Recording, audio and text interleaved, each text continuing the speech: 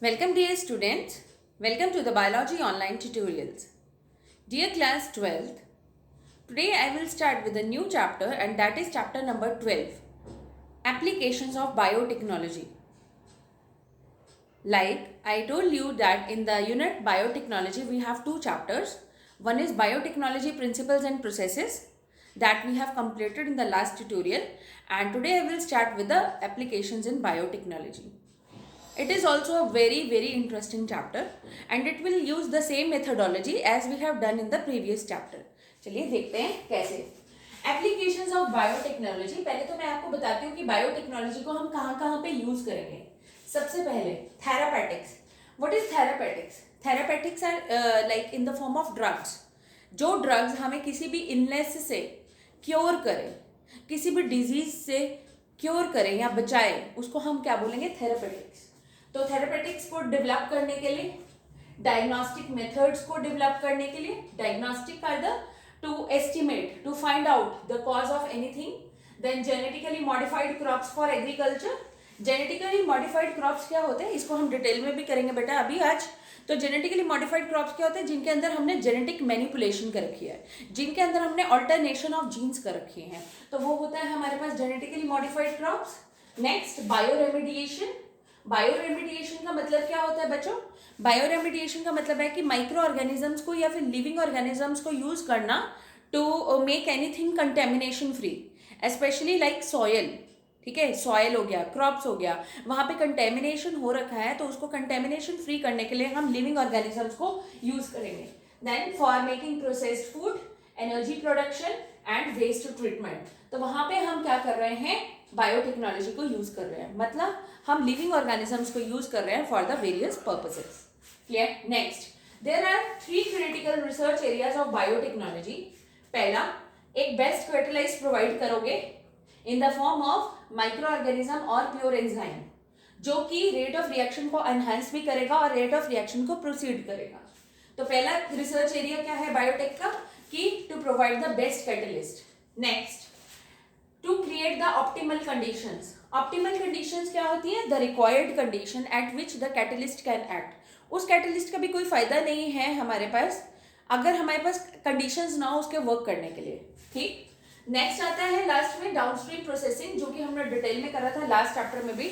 Downstream processing. Downstream processing का मतलब क्या होता है? किसी भी प्रोडक्ट को प्यूरिफाइड फॉर्म में, ट्रायल्स के साथ रिफाइंड फॉर्म में ऑब्टेन करना as a final product, as a finished product, that is known as downstream processing technology to purify the protein or organic compound. Next आता है आपका जो हम डिटेल में करने वाले हैं. सबसे पहले हम करेंगे biotechnological applications in agriculture. Agriculture में बायोटेक्नोलॉजी कैसे हेल्पफुल होगी? देखिए, जो फूड प्रोडक्शन होती है, अगर हम बात करें एग्रीकल्चर की, तो we are talking about food production. तो फूड प्रोडक्शन को हम इंक्रीज कर सकते हैं 3 तरीके से. ध्यान से सुनेंगे बेटा, इंपॉर्टेंट टॉपिक है. फूड प्रोडक्शन को हम इंक्रीज कर सकते हैं 3 तरीके से. और पहला तरीका क्या होता है? Agrochemical based agriculture. Agrochemical based agriculture का मतलब क्या होता है? Use of insecticides, pesticides, chemicals, ताकि वहां पे हम पेस्ट को, इंसेक्ट्स को या जो भी कीड़े होते हैं डिफरेंट टाइप के, वो ग्रो ना हो, जिससे कि हमारी प्रोडक्टिविटी क्या हो जाएगी? फूड की हाई हो जाएगी. नेक्स्ट, एक दूसरा तरीका होता है ऑर्गेनिक एग्रीकल्चर. आजकल मार्केट में बहुत सारा ऑर्गेनिक कंपाउंड्स अवेलेबल हैं, ऑर्गेनिक फूड्स अवेलेबल हैं, like organic dry fruits, organic dals, organic rice. ठीक है ना? तो वो हो गया ऑर्गेनिक एग्रीकल्चर. देन नेक्स्ट आता है आपका genetically engineered crop. Very important, genetically engineered crop based agriculture, जिसमें हम क्या करेंगे बेटा? Genetic manipulation. Genetic manipulation of genes will be done. ठीक है, जेनेटिक मैनिपुलेशन मतलब ऑल्टरनेशन ऑफ जीन्स. हम एक डिजायरेबल जीन डाल देंगे जिसके कारण उनका जो सेट ऑफ जीन्स है या उसके जो डीएनए का कंटेंट है उसमें ऑल्टरनेशन हो जाएगी and we can get the desired characteristics and the desired production. ठीक है जी, आई होप आपको इतना क्लियर हो गया.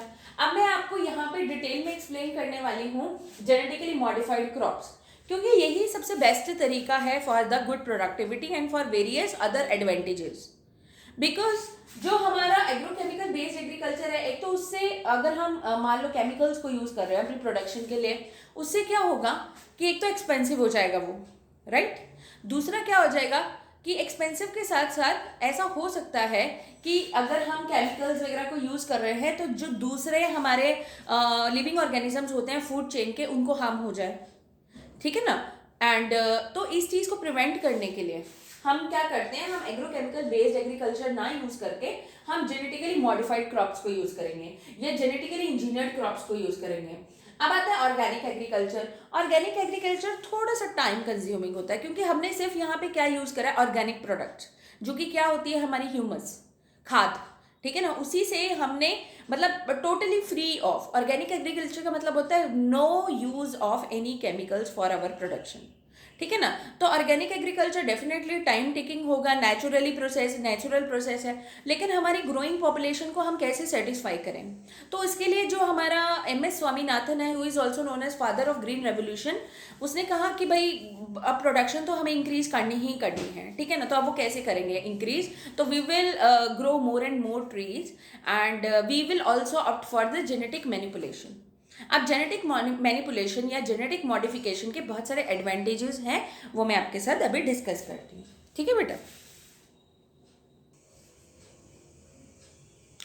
तो yes dear students, as we were doing genetic modification या जेनेटिकली मॉडिफाइड क्रॉप्स, तो अब हम उसके एडवांटेजेस को गो थ्रू करेंगे, जो कि बहुत बहुत इंपॉर्टेंट है, आपको पेपर में आ जाते हैं। क्योंकि नॉर्मली अगर हम कन्वेंशनल अपने तरीके यूज़ करेंगे, जो नॉर्मल फार्मर्स यूज़ करते हैं कन्वेंशनल तरीके या old traditional techniques to raise our productivity, वो फुलफिल नहीं हो पाती है हमारी demand of the growing human population. तो अब उनकी हमने क्या करना है, हमने ह्यूमन पॉपुलेशन की डिमांड्स को सेटिस्फाई करना है। तो उसके लिए हम जेनेटिक मॉडिफिकेशन या जेनेटिक मैनिपुलेशन करेंगे, ठीक है। एंड तो अब इसके एडवांटेजेस क्या हैं, it leads to the increased tolerance to abiotic stresses, जैसे कि हीट, सॉल्ट, सैलिनिटी, है ना, ड्रॉट कंडीशंस, कोल्ड, ऐसे बहुत सारी एबायोटिक का मतलब होता है non living stresses. Second, reduced reliance on chemical pesticides, मतलब अब हमारा ज़्यादा डिपेंडेंसी नहीं है पेस्टिसाइड्स के ऊपर। Next, it reduces the post harvest losses, जो मतलब हार्वेस्टिंग के बाद जब आपके क्रॉप से सारा पक गया है उसके बाद जो हमारे लॉसेस होते हैं उसको रिड्यूस करेगा।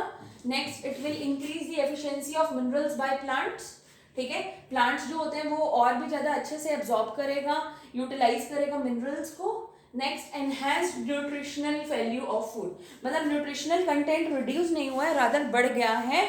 For example, vitamin A enriched golden rice, हमने इसके अंदर एक कंपोनेंट, हमने इसके अंदर क्या डाल दिया, विटामिन ए डाल दिया है, जिसके कारण उसका एक कैरेक्टरिस्टिक कलर आ जाता है और इस तभी हम उसको रेफर करते हैं as golden rice. Next, creation of tailor made plants. और टेलर, आपके घर का टेलर जो कपड़े सिलता है वो क्या करता है, इधर का एक कपड़ा इधर से दूसरा कपड़ा जोड़ देगा दोनों को, है ना। तो सिमिलरली यहाँ पे भी हम यही कर रहे हैं, creation of tailor made plants to supply the alternative sources such as starch, fuels and pharmaceuticals to industries, क्योंकि आफ्टर ऑल हमें लार्ज स्केल प्रोडक्शन करनी है एंड बहुत सारे ऐसे रिसर्च एरियाज होते हैं जहाँ पे इनको यूज करना है। तो therefore these are the advantages of genetic modification for crops. अब मैं आपके साथ जो डिस्कस करने वाली हूँ वो एक एग्जाम्पल डिस्कस करूंगी। सबसे पहले मैं डिस्कस करने वाली हूँ आपके साथ BT cotton, very very important, ध्यान से सुनोगे बच्चों, ये पेपर में आ जाता है। BT कॉटन, सबसे पहले ये हम कॉटन प्लांट की बात कर रहे हैं एंड BT का मतलब क्या होता है, बेसिलस थुरिंजिसिस। बेसिलस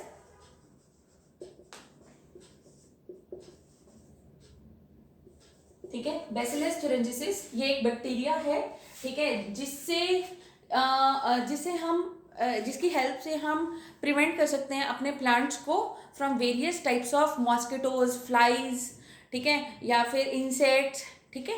एंड बहुत सारी कैटेगरीज होती हैं जो कि कॉटन प्लांट को इन्फेक्ट कर सकती हैं। अब क्या होता है कि ये बेसिलस थुरिंजिसिस प्रोड्यूस करते हैं, एक ध्यान से सुनेंगे और ध्यान से लिखेंगे जो मैं लिख रही हूँ, they produce inactive toxin.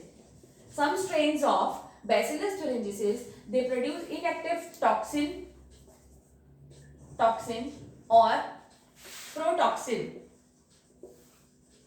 during their stage of life cycle, ठीक है, वो ये प्रोड्यूस करते हैं, इनएक्टिव टॉक्सिन होता है। अब क्या होता है कि जैसे कि ये हमारे पास प्लांट है बच्चों, ठीक है, ये हमारे पास क्या है, प्लांट, ठीक है, ये हमारे पास प्लांट है, कॉटन का प्लांट। अब अगर बेसिलस thuringiensis से हमने इसके अंदर मैनिपुलेशन कर रखी है, ये इंसेक्ट से, ये पेस्ट से, ये फ्लाइज से, मॉस्किटो से कैसे बचाएगा हमें अपने प्लांट को, ठीक है। तो अब भाई बचाना क्यों है, पहली बात तो ये, क्योंकि उससे प्रोडक्टिविटी क्या हो जाएगी, रिड्यूस। हमें रिड्यूस थोड़ी ना करनी थी, हमने तो इंक्रीज करनी है। तो इसके लिए हम क्या करेंगे, हम उसको बेसिलस thuringiensis के साथ ट्रीट कर रहे हैं। तो अब बेसिलस thuringiensis एक इनएक्टिव टॉक्सिन प्रोड्यूस कर रहा है जिसको हम बोलते हैं प्रोटॉक्सिन। जैसे ही इंसेक्ट जो होगा, मान लो इंसेक्ट आ रहा है, ये इंसेक्ट है, ठीक है, इंसेक्ट आ रहा है और इंजेस्ट करेगा इसको, तो एज इंसेक्ट और पेस्ट इंजेस्ट दिस टॉक्सिन, मतलब इसको अपने अंदर लेकर जाएगा, it becomes active due to alkaline pH of intestine. तो वो क्या हो जाएगा बेटा, एक्टिव हो जाएगा। क्या हो जाएगा, एक्टिव हो जाएगा। जैसे ही वो टॉक्सिन अंदर जाएगा तो वो एक्टिव हो जाएगा, तो उसके कारण क्या हो जाएगा, it will lead to pores in intestine. किसकी इंटेस्टाइन में, पेस्ट की इंटेस्टाइन में पोर्स, फिर सेल लाइसिस, देन उसके बाद it will lead to cell cell lysis से पहले स्वेलिंग हो जाएगी, स्वेलिंग के बाद सेल लाइसिस मतलब break down, and it leads to death of pests या डेथ ऑफ इंसेक्ट। तो इससे हमने अपने प्लांट को प्रोटेक्ट कर लिया, ठीक है। अब क्वेश्चन ये आता है कि why toxin does not kill bacillus, मतलब इसी बैक्टीरिया को वो क्यों नहीं मारता, because the toxin is in inactive form. अभी उसके अंदर बेटा इनएक्टिव फॉर्म में है, लेकिन जैसे ही इंसेक्ट उसको अपने अंदर लेगा तो वो एल्कलाइन पीएच के कारण क्या हो जाएगा, एक्टिव। एंड इससे हम क्या कर सकते हैं, हम प्रिवेंट कर सकते हैं अपने कॉटन प्लांट को from the various kind of insect.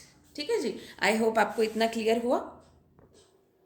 हाँ जी स्टूडेंट्स, तो जैसे हम डिस्कस कर रहे थे कि जो हमारा बीटी कॉटन है, बीटी कॉटन को इन्फेक्ट कर सकते हैं इंसेक्ट्स, लेपिडोप्टेरेंस। लेपिडोप्टेरेंस में वॉर्म्स आ जाती हैं, जैसे आर्मी वॉर्म, बड वॉर्म, ठीक है, ये इन्फेक्ट कर सकते हैं कॉटन प्लांट को। बीटल्स, फ्लाइज, मॉस्किटोज, इनसे बचाने के लिए जो बेसिलस thuringiensis होता है वो एक इनएक्टिव टॉक्सिन को प्रोड्यूस करता है, प्रोटॉक्सिन, ठीक है, जो कि इनएक्टिव फॉर्म में है उसके अंदर, लेकिन जैसे ही इंसेक्ट इंजेस्ट करेगा उसके एल्कलाइन पीएच से वो क्या बन जाता है, एक्टिव हो जाता है, एंड जिसके कारण it will lead to cell swelling, cell lysis, and it will lead to death of the insect. इससे वो बचा सकते हैं। अब ये जो टॉक्सिन होता है इसके अंदर एक जीन होता है, ठीक है, ये जो टॉक्सिन होता है it is coded by a gene which is known as cry gene, और ये क्राई स्मॉल में आता है बेटा। अब आपको जीन पूछ लेंगे कि जो बेसिलस thuringiensis है उसके अंदर जो पर्टिकुलर टॉक्सिन के लिए जीन होता है वो कौन सा होता है, क्राई जीन, स्मॉल में CRI। और यही जो क्राई जीन होता है, अगर हमें कॉटन बॉल वॉर्म्स को कंट्रोल करना है फॉर कॉटन प्लांट, तो उसके लिए हम यूज करते हैं क्राई 1A कैपिटल में small c and cry 2A capital में स्मॉल b, ठीक है। और अगर हमें कॉर्न बोरर मतलब जो कॉर्न को इन्फेक्ट करता है, कॉर्न क्या होता है, मक्की का दाना, तो उनको इन्फेक्ट करता है ना, तो उसके लिए कंट्रोल करने के लिए हमें जो जीन यूज करना पड़ता है वो कौन सा होता है, क्राई 1AB, क्राई 1AB। ये बेटा लर्न करेंगे, बहुत इंपॉर्टेंट है, नीट पॉइंट ऑफ व्यू से एनसीईआरटी भी मेंशन कर रही है। And it's not only BT cotton, हम बीटी कॉर्न भी हमारे पास अवेलेबल है, बीटी ब्रिंजल होती है, ठीक है। ऐसे मतलब बीटी का मतलब क्या है, बेसिलस thuringiensis, हमने जीन मैनिपुलेशन कर रखी है जो कि उनको प्रोटेक्ट करेगा from the various kinds of insects and paste, ठीक है जी। आई होप आपको इतना क्लियर हो गया। तो फर्स्ट जो पॉइंट था हमारा biotechnological applications in case of agriculture, तो वो कौन सा था हमारा, इट वाज बीटी कॉटन। और उससे पहले मैंने आपको जेनेटिक मॉडिफिकेशन ऑफ क्रॉप्स की एडवांटेजेस क्लियर करे हैं, ठीक है। तो this is about BT cotton. Thank you dear students.